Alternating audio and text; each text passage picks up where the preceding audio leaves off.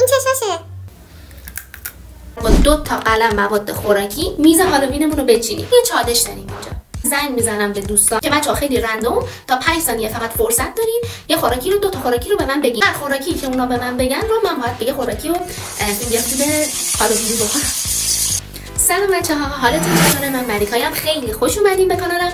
خب بریم به اولین دوستم زنگ بزنیم. الو، چطوری؟ خوبی؟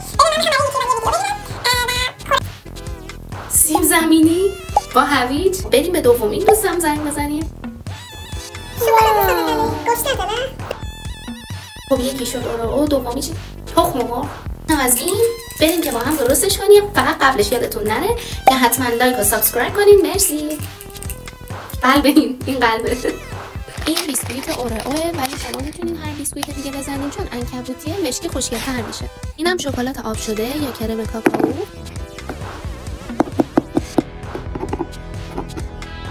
کرم سفید اورئو رو جدا کنین. میخوایم ویدیو سعی کنیم پیش بریم.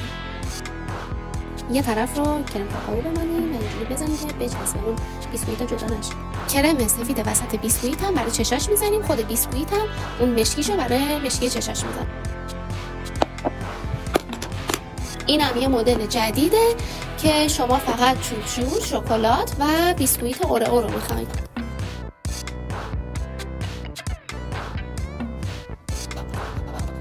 راستی اگه شما ایده دیگه ای دارین حتما تو کامنت ها بگین بهم. ببینید چقدر گوگلی شده.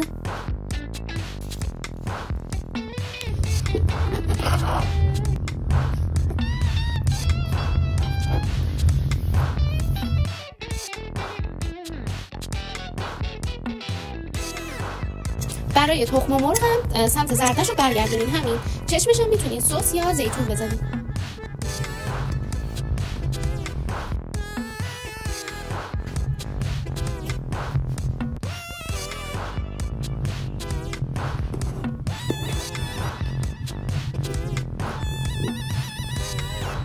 هویج هم بستگی به دلخواهتون، یا تو دیپ بذارین یا سرخش کنین یا تو گریل بذارین، هر کاری میکنین. آب پز، هوا پز، هر چی.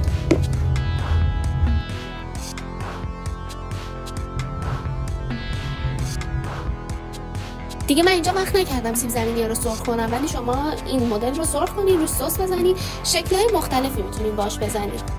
خب اینم از شکل نهایی یه میز کوچولو هالووینی چیدیم. امیدوارم که خیلی خوشتون اومده. مرسی. این چوب شورا هم ترند امسال بود. درستش کنید، این واقعا خوشمزه میشه. راستی بچه‌ها لایک و سابسکرایب هم یادتون نره.